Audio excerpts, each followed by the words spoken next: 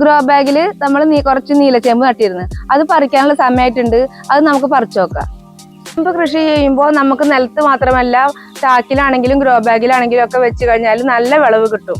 അപ്പൊ അത് നമുക്ക് കഴിഞ്ഞ വർഷം നമ്മൾ കുറച്ച് അധികം ചേമ്പുകള് ഗ്രോ ബാഗിലും ചാക്കുകളിലൊക്കെ നട്ടിരുന്നു. അതൊന്ന് പറിച്ചു നോക്കാം. ആദ്യമായിട്ട് നമ്മൾ പറിക്കാൻ പോണത് ഗ്രോ ബാഗിൽ വെച്ചിട്ടുള്ള നീലച്ചേമ്പാണ്. ഒന്ന് ലൈക്ക് ചെയ്യാൻ മറക്കരുതേ. ഇത് ഒരു ചെറിയ ചേമ്പായതുകൊണ്ടാണ് ഞാൻ ഇങ്ങനത്തെ ഒരു ചെറിയ ഗ്രോ ബാഗിൽ വെച്ചത്. പക്ഷെ അത് വളർന്ന് വലുതായിട്ട് മറ്റേ നിലത്ത് നട്ട ചേമ്പിനേക്കാളും വളരെ വലുപ്പത്തിലായിട്ടുണ്ട്. സാധാരണ ഞാൻ കുറെ കാലമായിട്ട് നിലത്ത് തന്നെ ചേമ്പ് നടാറുള്ളത്. പക്ഷെ അടുത്ത കാലത്താണ് ഞാൻ ഗ്രോ ബാഗിൽ നട്ടു തുടങ്ങിയത്. ഇപ്പൊ ഇതാ ഇതിനേക്കാളും വലിയതായിട്ടാണ് ഇത് മാറിയിട്ടുള്ളത്. പലർക്കും ചേമ്പ് കൃഷി ചെയ്യാൻ വളരെ ഇഷ്ടമായിരിക്കും. പക്ഷെ സ്ഥലപരിമിതി മൂലം പലർക്കും കൃഷി ചെയ്യാൻ പറ്റാത്തവരുണ്ട്. അവർക്കൊക്കെ ഈ മെത്തേഡ് ഒന്ന് പരീക്ഷിക്കുന്നത് വളരെ നല്ലതാണ്. ഗ്രോ ബാഗിലൊക്കെ അലങ്കാരത്തിനായിട്ടും നമുക്ക് ഈ ചെടി വേണമെങ്കിൽ വെക്കുകയും ചെയ്യാം. നല്ല ഭംഗിയില്ലേ കാണാന്. ഈ ഒരു ചേമ്പിന്റെ താളന്നെ അരിഞ്ഞെടുത്തിട്ട് 3-4 ദിവസം നമുക്ക് കറി വെക്കാനുള്ളത് ഉണ്ടാവും. നമുക്കത് തോരൻ വെക്കാൻ ഉണ്ടാക്കാം. ഓമക്കായ ഇട്ടിട്ട് എലിശ്ശേരി വെക്കാം. അതുപോലെ പുഴുങ്ങിയതിന്റെ ബാക്കി ചെറിയ ചെറിയ പീസുകളൊക്കെ ഉണ്ടായിരിക്കും. അതൊക്കെ കൂടി ഇട്ടിട്ട് ചേമ്പുനാളും ഇട്ടിട്ട് കറി തേങ്ങ അരച്ച് വെച്ചാൽ നല്ല ടേസ്റ്റിലൊരു കറി ഉണ്ടാക്കിയെടുക്കുക.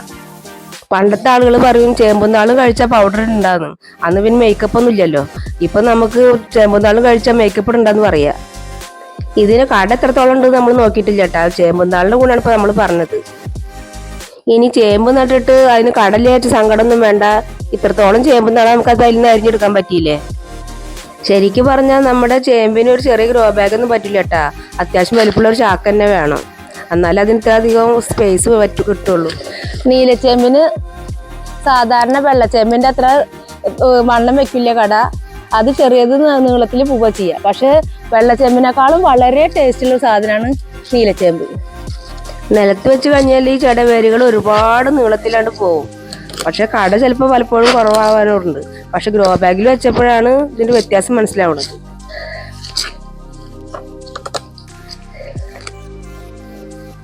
ഇതിന്റെ അടിയിൽ ഒരു ചാക്ക് പെട്ടിട്ടുണ്ട് കേട്ടാ. നമ്മുടെ കിച്ചൺ വേസ്റ്റ് ഒക്കെ കൊണ്ട് കൊട്ടിയിട്ടാണ് നമ്മളിത് നട്ടിട്ടുണ്ടായിരുന്നത്. അത് പഴയ വീഡിയോസ് കണ്ടവർക്ക് അറിയണ്ടായിരിക്കും, 1 വർഷം മുന്നത്തത്. ഇപ്പൊ ആ ഗ്രോ ബാഗില് വേസ്റ്റ് കൊട്ടിയൽ കൂടെ പെട്ടതാണ് തോന്നുന്നുണ്ട് ആ ചാക്ക്. കണ്ടില്ലേ? ഇതുപോലെ തന്നെയാണ് നമ്മുടെ പ്ലാസ്റ്റിക് കവറൊക്കെ ഇതിന്റെ കടയിലൊക്കെ പെട്ടാലുള്ളത്. പലപ്പോഴും പറിക്കുമ്പോഴൊക്കെ കവറിന്റെ ഉള്ളിൽ പെട്ടിട്ട് ഇങ്ങനെ കടകളൊക്കെ ഇങ്ങനെ കുരുങ്ങി കിടക്കുന്നത് കാണാം. വേസ്റ്റ് കൊട്ടുമ്പോൾ ഇനി കവറ് പെടാതിരിക്കാൻ നമ്മൾ ശ്രദ്ധിക്കേണ്ടതുണ്ട്. പറിച്ചു തുടങ്ങിയപ്പോൾ ഞാൻ വിചാരിച്ചത് ഇതിന് കട വളരെ കുറവായിരിക്കും എന്നാണ് കേട്ടോ. പക്ഷെ കുറച്ചൊക്കെ ആ കവറിലേക്കുള്ള കടഒക്കെ അതിലുണ്ട്.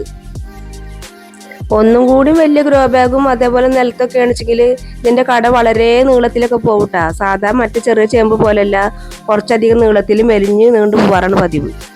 ഇനി ഞാനൊരു ഓർഫണെ കാണിച്ചു തരാം. ഇവനാണ് അവന്. അവന്റെ തള്ള ചത്തുപോയി എന്നറിഞ്ഞപ്പോ കുന്നംകുളം എരുമപ്പെട്ടിയിൽ പോയിട്ട് എടുത്തു കൊടുന്നാണ് അവനെ. ചേമ്പിന്റെ ഗുണങ്ങൾ അറിഞ്ഞിട്ടുണ്ടെങ്കിൽ നമ്മൾ ചേമ്പ് തന്നെ കൃഷി ചെയ്യുള്ളൂ. കാരണം അത് ആരോഗ്യത്തിന് മാത്രമല്ല സൗന്ദര്യത്തിനും വളരെ അധികം ഗുണം ചെയ്യുന്ന ഒന്നാണ് നമ്മുടെ ചേമ്പ്. മാത്രമല്ല അതിനെ ചെറുപ്പം നിലനിർത്താൻ കഴിയുന്ന ഘടകങ്ങളും അതിലുണ്ടെന്നുള്ളത് നമ്മൾ ഗവേഷണങ്ങൾ തെളിയിച്ചതാണ്. ഒരു ചേമ്പ് പറിച്ചെടുത്ത് കഴിഞ്ഞിട്ട് ഒരു ഭാഗം നമുക്ക് കളയാനില്ല കേട്ടാ. എല്ലാ ഭാഗവും നമുക്ക് യൂസ് ചെയ്യാം. അത്യാവശ്യം വേണമെങ്കിൽ കുറച്ച് വേര് കളഞ്ഞാൽ മാത്രം മതി. ഒരു 2 കിലോനോളം നമുക്ക് കിട്ടിയിട്ടുണ്ട്. 2 കിലോ ഉണ്ടാവില്ല അല്ലേ? 1.5 കിലോനോളം നമുക്ക് കിട്ടിയിട്ടുണ്ട്. എന്നാലും ഒരു ദിവസം പുഴുങ്ങാനും ഉണ്ട്, ഒരു ദിവസം കറി വെക്കാനും ഉണ്ട്.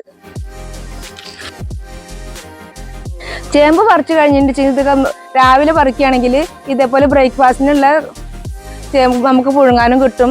അത് കഴിഞ്ഞാൽ ഇത് നമുക്ക് ഈ ചേമ്പിന്റെ നമുക്ക് താളായിട്ട് കറി വെക്കുകയും ചെയ്യാം. പറിച്ചെടുത്ത് അപ്പം തന്നെ നമുക്ക് തോരൻ വെക്കാൻ നല്ല അലിഞ്ഞു വേവുകയും ചെയ്യും. ഇന്ന് ബ്രേക്ക്ഫാസ്റ്റ് ഇവിടെ റെഡി ആയിട്ടുണ്ട് കേട്ടാ. അതിന്റെ കളർ കണ്ടില്ലേ? വളരെ നല്ലൊരു ഹെൽത്തി ഫുഡാണിത്.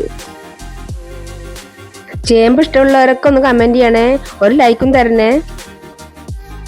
ഇനി നമുക്ക് ഈ ചേമ്പിനെ എങ്ങനെയാണ് ഗ്രോ ബാഗിൽ നടേണ്ടത് നോക്കാം.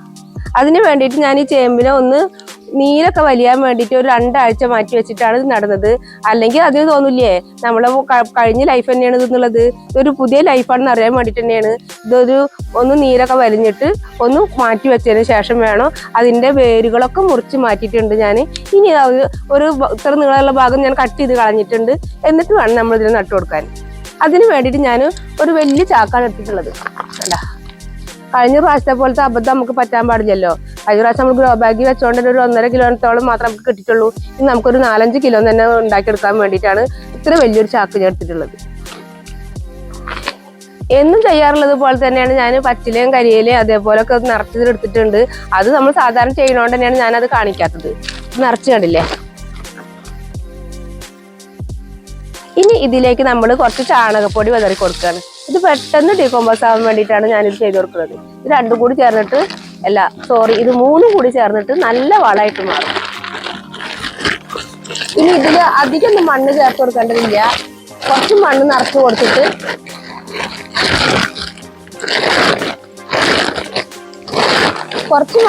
കൊടുത്തിട്ട് അതിലിങ്ങനെ തീരുന്നതിനാ ഈ ചവറും കരിയിലും ഇതൊക്കെ കൂടുതൽ താഴ്ന്നു പോകും. അതിനനുസരിച്ച് കുറേശ്ശെ മണ്ണ് നമുക്ക് തന്നെ ആഡ് ചെയ്ത് കൊടുത്താൽ മതി.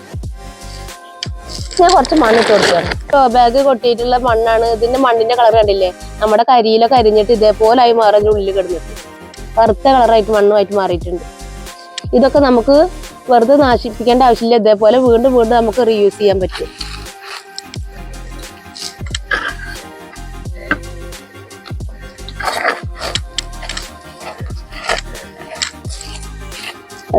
ഇനി 2 കൈക്കോട്ട് മണ്ണിലിട്ട് വെച്ചതിന് ശേഷം അതിന് മുകളിൽ നമുക്ക് ചേമ്പ് നട്ടു കൊടുക്കാം.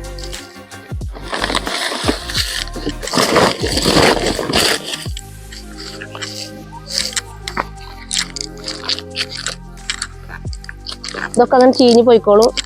ഇനി പുതിയ ലീഫുകൾ വന്നു തുടങ്ങും. പിന്നെ ചേമ്പിന് നമ്മൾ അതിൽ താഴ്ത്തി വെച്ചിട്ട് ഒരുപാട് മണ്ണ് മേലിട്ട് കൊടുക്കേണ്ട ആവശ്യമില്ല. വെറുതെ ഇതിന് വെച്ച് കൊടുക്കേണ്ട ആവശ്യമുള്ളൂ. ഇനി നിലത്തൊക്കെ വെച്ച് കൊടുക്കുകയാണെങ്കിൽ കുറച്ച് മണ്ണ് ചുറ്റുഭാഗം വെച്ച് കൊടുക്കുക. ഇത് വീഴാത്തോണ്ട് തന്നെ ഞാൻ വേറെ മണ്ണിട്ട് കൊടുക്കുന്നില്ല. ഇനി അതിന്റെ 4 സൈഡിൽ നിന്നും വേരുകൾ വന്നോളും. ഇനി ഇത് മണ്ണിൽ താഴ്ന്ന് നന്നായിരിക്കുകയാണെന്ന് വെച്ചെങ്കിൽ അതിന് സ്റ്റെമ്മാണ് കൂടുതൽ വളരുക. വിത്തുകൾ പൊട്ടുന്നത് വിളവ് കുറവായിരിക്കും. പക്ഷെ ഇത് വളരുന്നതിനനുസരിച്ച് നമ്മൾ വളം ചേർത്ത് കൊടുക്കുന്നതിന്റെ കൂടെ കുറേശ്ശെ മണ്ണും കൂടി ഇതിന്റെ മേലെ ആഡ് ചെയ്ത് കൊടുക്കണം. പറിക്കാനാവുമ്പോഴേക്കും നിറഞ്ഞോളും ചാക്ക്. അതേപോലെ എവിടെ വലിച്ചെറിഞ്ഞാലും ഉണ്ടാകുന്ന ഒരു പൊടിച്ചു വരുന്ന സാധനമാണ് ചേമ്പ്. അതുകൊണ്ട് നശിച്ചു പോകുന്ന ഒരു പേടി നമ്മൾ പേടിക്കേണ്ട ആവശ്യമില്ല. നമ്മൾ ഗ്രോ ബാഗിൽ വെച്ചിരുന്നുള്ള ഒരു ഗുണം എന്താണെന്ന് അറിയോ, നമ്മൾ പെരിച്ചാഴി ശല്യം ഒഴിവാക്കി കിട്ടും. നമ്മൾ മാന്തിനേക്കാളും മുന്നേ പെരിച്ചാഴി വന്നിട്ട് അത് മാന്തി കൊണ്ടുപോവില്ല. കൊടുക്കുന്ന വളങ്ങൾ നഷ്ടപ്പെടാതെ കിട്ടുകയും ചെയ്യും. ഇതുപോലെ ഒരു ചേമ്പ് മാത്രമേ നമ്മൾ പറിച്ചിട്ടുള്ളൂ. ഇനി എല്ലാ ചേമ്പുകളും പറിക്കാൻ നിൽക്കുകയാണ്. ഞാൻ ഓരോന്നായിട്ട് ഓരോ ദിവസം ബ്രേക്ക്ഫാസ്റ്റിന് വേണ്ടിയിട്ട് സാധാരണ പോയി പറിക്കാറാണ് പതിവുള്ളത്. രാസവളങ്ങൾ ഉപയോഗിക്കാത്ത നല്ല ഫുഡ് നമുക്ക് കഴിക്കാമല്ലോ. അതുകൊണ്ട് തന്നെ നമുക്കത് ഫ്രഷ് ആയിട്ട് കഴിക്കാമെന്ന് മാത്രമല്ല, പൈസ ചിലവാക്കേണ്ട ആവശ്യമില്ല. ചേമ്പിനൊക്കെ നല്ല വില ഉണ്ട്. നമുക്കതിന് യാതൊരു മുതൽ മുടക്കുണ്ടായിട്ടില്ല. കുറച്ച് കിച്ചൺ വേസ്റ്റ് മാത്രമാണ് നമ്മൾ അതിന് ഇട്ട് കൊടുത്തിട്ടുള്ളത്. ഇതുപോലെ ഗ്രോ ബാഗിലൊക്കെ വെച്ചിട്ട് അടുക്കളുടെ ഭാഗത്തൊക്കെ കൊണ്ട് വെക്കുകയാണെന്ന് വെച്ചാൽ നല്ല ആരോഗ്യത്തോടു കൂടി വളരും, നല്ല ഭക്ഷണം കഴിക്കുകയും ചെയ്യാം.